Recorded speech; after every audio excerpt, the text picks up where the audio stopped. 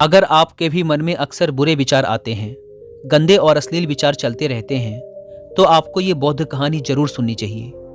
एक गांव में एक जवान लड़का रहता था। वह बहुत परेशान था, क्योंकि उसका मन उन्हीं चीज़ों के बारे में सोचता रहता जिसके बारे में वो नहीं सोचना चाहता था। वह अपनी छोटी छोटी क्षणिक खुशियों के लिए अपने दिन का ज़्यादातर समय बर्बाद कर देता और फिर बाद में इसके लिए पश्चाताप करता। लेकिन वो ना चाहते हुए भी अगले दिन फिर उन्हीं आदतों को दोहराता। वह अपने माता पिता का अकेला लड़का था। माता पिता धीरे धीरे बूढ़े हो रहे थे और वो जवान, लेकिन वो कुछ भी ऐसा नहीं कर पा रहा था जिससे उसके माता पिता को उस पर गर्व हो। वह जानता तो था कि वह अपने समय और जिंदगी के साथ गलत कर रहा है, लेकिन वो बहुत कोशिश करने के बाद भी खुद को बदल नहीं पा रहा था। वह अपनी समस्याओं के बारे में दूसरे बड़े लोगों को बताता और लोग उसे तरह तरह के सुझाव देते, लेकिन फिर भी कुछ भी बदलाव नहीं आ रहा था। अब तो उस लड़के को भी ऐसा लगने लगा था कि उसका बाकी का जीवन ऐसे ही मानसिक बोझ और बुरी आदतों के साथ बीतने वाला है। इसीलिए अब वह बहुत ही उदास और परेशान रहने लगा था। एक दिन ऐसे ही वह अपने विचारों में खोया हुआ अपने गांव के तालाब के किनारे बैठा हुआ था। तभी पीछे से उसका एक मित्र भागता हुआ आया और बड़े उत्साह से उसके कंधे पर हाथ रखकर बोला, मित्र, मुझे तुम्हारी सभी समस्याओं का समाधान मिल गया है। अपने मित्र के मुंह से यह बात सुनकर वह लड़का बहुत खुश हो जाता है और पूछता है, क्या समाधान मिला मेरी समस्याओं का? लड़के के मित्र ने कहा, ध्यान। ध्यान तुम्हारी सभी समस्याओं का समाधान है। लड़के ने कहा, यह ध्यान क्या होता है? मित्र ने कहा, कल हमारे गांव में एक बौद्ध भिक्षु भिक्षाटन के लिए आए थे। गांव के सभी लोग उन बौद्ध भिक्षु से अपनी अपनी समस्याओं का समाधान पूछ रहे थे। तो मैंने सोचा कि मैं भी तुम्हारी समस्या का समाधान पूछ ही लेता हूँ। तो मैंने उन बौद्ध भिक्षु से अपने मन को काबू में करने का तरीका पूछा। मेरा प्रश्न सुनकर उन बौद्ध भिक्षु ने ज़्यादा तो कुछ नहीं कहा, बस इतना ही कहा कि ध्यान, ध्यान जीवन की सभी समस्याओं का समाधान है।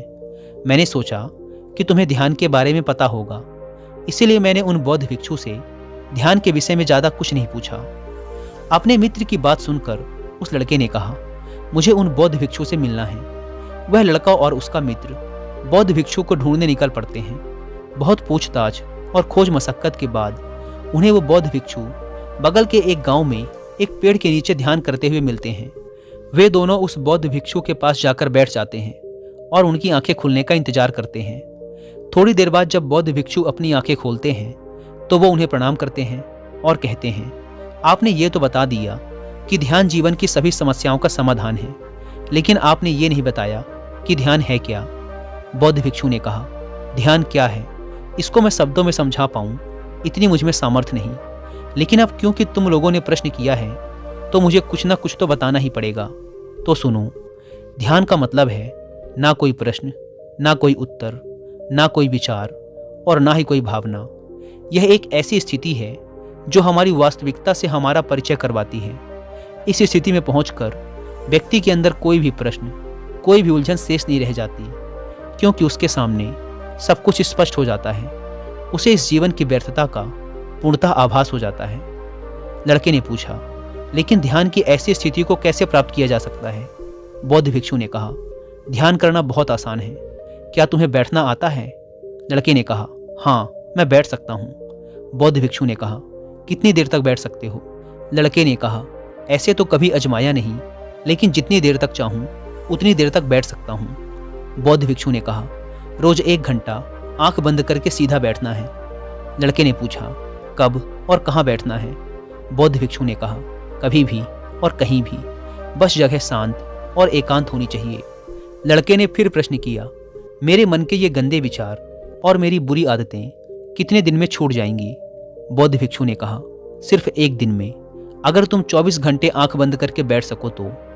बौद्ध भिक्षु से आज्ञा ले वह लड़का अपने घर आ जाता है और ध्यान करने बैठ जाता है।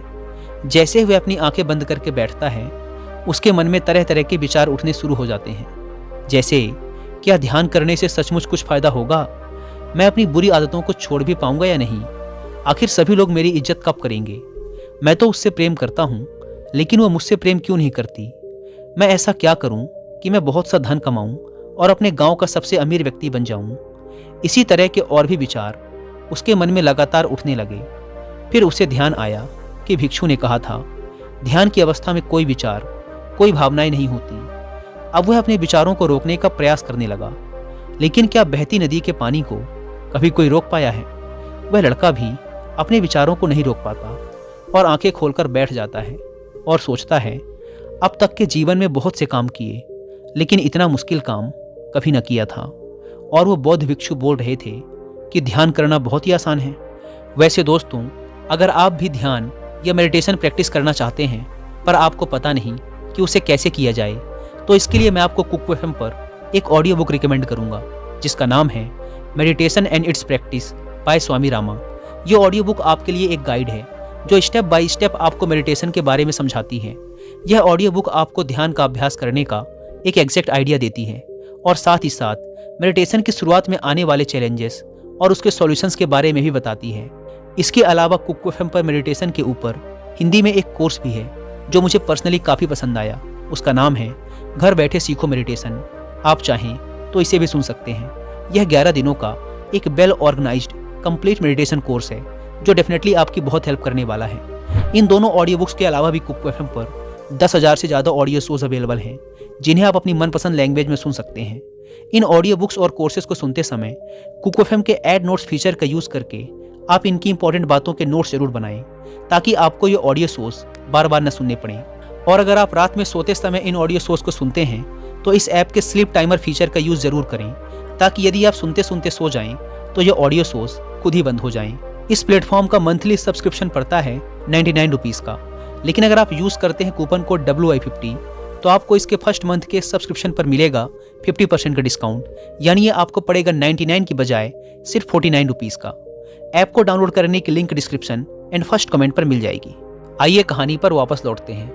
वह लड़का उन बौद्ध भिक्षु से मिलने दोबारा अपने घर से निकल पड़ता है और उनके पास पहुंचकर कहता है, आपने तो कहा था कि ध्यान करना बहुत ही आसान है, लेकिन ये तो मुझे दुनिया का सबसे मुश्किल काम लग रहा है।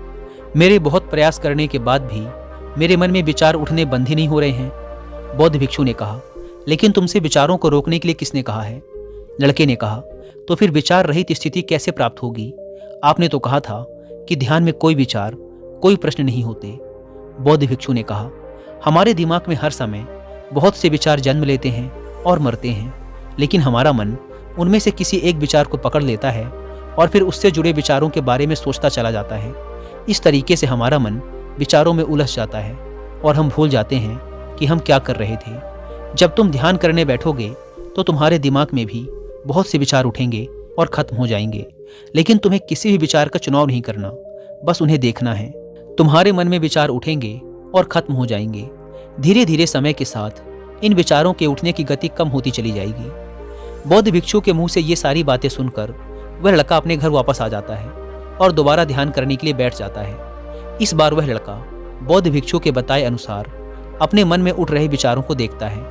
वह कुछ देर तक तो विचारों को साक्षी भाव से देख पाता है, लेकिन फिर उसके मन में ऐसे विचार उठते हैं जिनके बारे में सोचने से वह खुद को रोक नहीं पाता और वह गहरे विचारों में खो जाता है। कुछ देर बाद उसे याद आता है कि वह तो ध्यान कर रहा था। वह दोबारा विचारों को देखने का प्रयास करता है, लेकिन इस बार उसका मन दूसरी चाल चलता है। अब उसके मन में अश्लील विचार उठने लगते हैं। वह लड़का सोचता है कि ध्यान जैसी पवित्र स्थिति में ये अश्लील विचार क्यों उठ रहे हैं। वह अपने मन में उठ रहे अश्लील और गंदे विचारों को रोकने का बहुत प्रयास करता है, लेकिन वो उन्हें रोक नहीं पाता। उसके मन में लगातार बस ऐसे ही विचार उठ रहे थे। बहुत देर तक प्रयास करने के बाद जब वह लड़का परेशान हो जाता है तो वह ध्यान से उठकर सीधा उन बौद्ध भिक्षु के पास पहुंचता है और कहता है, मैं जब भी अपनी आंखें बंद करके ध्यान करने के लिए बैठता हूँ तो मेरे मन में सिर्फ अश्लील और गंदे विचार ही आते हैं। बौद्ध भिक्षु ने कहा, कोई भी विचार अच्छा या बुरा नहीं होता, इसीलिए किसी भी विचार को बुरा समझकर उसे जबरदस्ती दबाने का प्रयास मत करो, क्योंकि हमारे द्वारा विचारों का विरोध ही उन्हें और भी शक्तिशाली बनाता है। इसीलिए किसी भी विचार का दमन करने का प्रयास मत करो, क्योंकि इस मन की प्रकृति ही ऐसी है कि हम इसे जिस चीज़ के बारे में सोचने से रोकते हैं यह उसी चीज़ के बारे में सबसे ज़्यादा सोचता है। इसीलिए तुम्हारा विचारों को रोकने का प्रयास व्यर्थ है, और जिन विचारों को तुम गंदे व अश्लील विचार कह रहे हो वो विचार भी तुम्हारे जीवन का एक हिस्सा है। इंसानी जीवन को आगे बढ़ाने के लिए इन विचारों का उठना भी जरूरी है। एक बात हमेशा याद रखना कि जीवन में हम जिस भी चीज़ को अस्वीकार करते हैं हमारा मन उसी चीज में सबसे ज्यादा रस देने लगता है। इसीलिए जीवन की किसी भी सच्चाई को नजरअंदाज करने का प्रयास मत करो। हर चीज को स्वीकारो, तभी तुम उससे मुक्त हो पाओगे। लेकिन इसका मतलब यह नहीं कि तुम हर समय काम वासना के विचारों में ही डूबे रहो। तुम्हें यह समझना होगा कि काम वासना हमारे जीवन का एक छोटा सा हिस्सा मात्र है, पूरा जीवन नहीं। तो जीवन के इस पहलू को भी स्वीकारो और आगे बढ़ो, क्योंकि इस जीवन में इसके आगे भी बहुत कुछ जानने के लिए है। लड़के ने कहा, लेकिन हमारा मन हमारे साथ इतनी चालें क्यों चलता है? क्या हमारा मन ही हमारा शत्रु है? भिक्षु ने कहा, नहीं, मन हमारा शत्रु नहीं है। यह तो बस उन्हीं चीज़ों को अनुभव करना चाहता है जिसमें इसे आराम मिले, आनंद आए। इसीलिए जब हम कोई ऐसा काम करते हैं जिसमें शुरू में ही मन को आनंद नहीं मिलता, तो हमारा मन उस काम का विरोध करता है। बौद्ध भिक्षु ने आगे कहा, अगर तुम अपने मन से बुरे विचारों को खत्म करना चाहते हो तो अपनी आदतों को बदलो। आदतों को तुम केवल तभी बदल सकते हो जब तुम्हारा मन तुम्हारे काबू में होगा, और तुम्हारा मन तुम्हारे काबू में तभी आएगा जब तुम खुद को जानोगे, जब तुम स्वयं का अनुभव करोगे, जब तुम ध्यान का अनुभव करोगे। इतना कहकर बौद्ध भिक्षु खड़े हो गए और एक हल्की सी मुस्कान के साथ उस लड़के के सर पे अपना हाथ रख दिया। इसके बाद उन्होंने अपना भिक्षा पात्र उठाया और वहां से चले गए। वह लड़का उन बौद्ध भिक्षु को जाता हुआ देखता रहा, लेकिन अब वह बहुत खुश था, क्योंकि उसे अपनी समस्याओं का समाधान मिल चुका था ध्यान के रूप में। वह समझ गया था कि उसे हर रोज ध्यान के लिए बैठना है और उसे अपने आते जाते विचारों को देखना है, लेकिन किसी भी विचार को पकड़ना नहीं है। समय के साथ वो विचार खुद ही गायब होते चले जाएंगे। साथ ही वो ये भी समझ गया था कि कोई भी विचार अच्छा या बुरा नहीं होता, विचार सिर्फ एक विचार होता है। इसीलिए विचारों का विरोध करना भी व्यर्थ है। दोस्तों, मुझे उम्मीद है कि आपको इस वीडियो से बहुत कुछ सीखने को मिला होगा। और जाने से पहले एक बार फिर याद दिला दूं कि कुकू FM पर meditation and its practice by Swami Rama audio book को और मेडिटेशन पर हिंदी में कोर्स जिसका नाम है घर बैठे सीखो मेडिटेशन को सुनना ना भूलें। और मंथली सब्सक्रिप्शन पर 50% डिस्काउंट के लिए आप WI50 कूपन कोड का इस्तेमाल जरूर करें।